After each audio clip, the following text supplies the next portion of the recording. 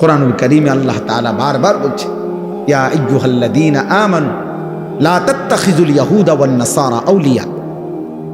আল্লাহ কোরআনে স্পষ্ট বলছে, হে ঈমানদারগণ, ইহুদি এবং খ্রিস্টানদেরকে তোমরা বন্ধু বানায়ো না, বন্ধু বানায়ো না। আল্লাহ তাআলা পরিষ্কার কোরআনুল কারীমের মধ্যে বলছে, সূরা মুমতাহিনার মধ্যে আছে, ইয়া আইয়ুহাল্লাযীনা আমানু লা তাত্তাখিযু আদুव्বি ওয়া আদুव्বাকুম আউলিয়া।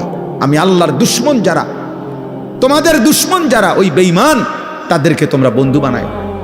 তো তোমরা কি বন্ধু বানাইলা না?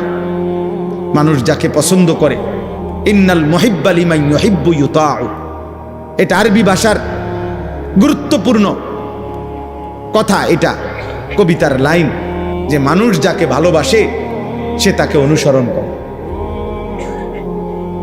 যেই কোনো ব্যক্তি, খোদার কসম, যার অনুসরণ যা এটাই প্রমাণ করে সে তাকে ভালোবাসে। আমি ভালোবাসি আমনেরে, অনুসরণ করি উনারে, এটা হইতেই পারে না। এটা কি হইতে পারে না? হতেই পারে না। এটা কোনো যুক্তিতেই ধরবে না।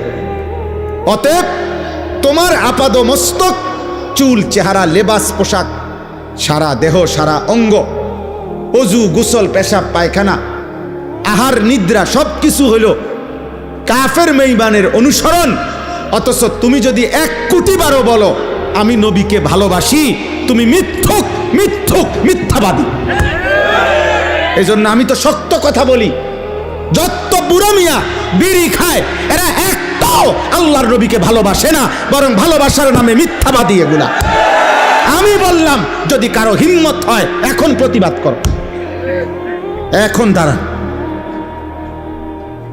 বিড়ি খাওয়েন না একজন বুড়া মিয়া আমনে প্রতিবাদ করেন,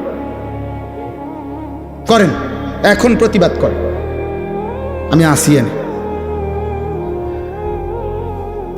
যত লোক দাড়ি কাটে একজনও আল্লাহর নবীকে ভালোবাসে না। মিথ্যাক বেটা, মিথ্যাবাদী বেটা, মিথ্যুক তুমি বেটা। তুমি নবীকে ভালোবাসতে পারো না, মিথ্যাবাদী তুমি। রাসূলুল্লাহ সাল্লাল্লাহু আলাইহি সাল্লামের ভালোবাসার দাবিদারের মুখে দাড়ি থাকবে না, এটা হতেই পারে না। রাসূলুল্লাহ সাল্লাল্লাহু আলাইহি সাল্লামের ভালোবাসার দাবিদারের মুখে বিড়ি সিগারেটের দুর্গন্ধ থাকবে, এটা হইতেই পারে না।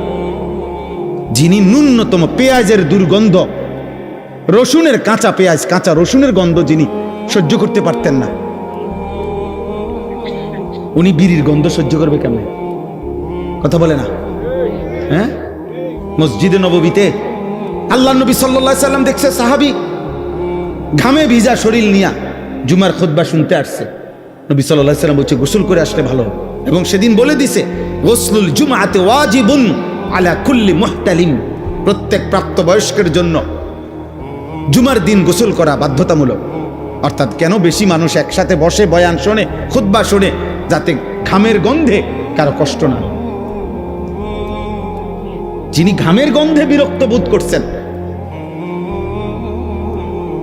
তিনি বিড়ি সিগারেটের গন্ধে কেমনি ঠিক বলেন? ইনসাফ করে বলেন মিয়া। এই জন্য দোস্ত, বছরের পর বছর, আজ না হয় 20 বছর হবে, আলহামদুলিল্লাহ, আমি কমপক্ষে 20 বছর হবে এই প্রথম যখন আসছি আপনাদের গ্রামে, সেটা 20 বছর আগে।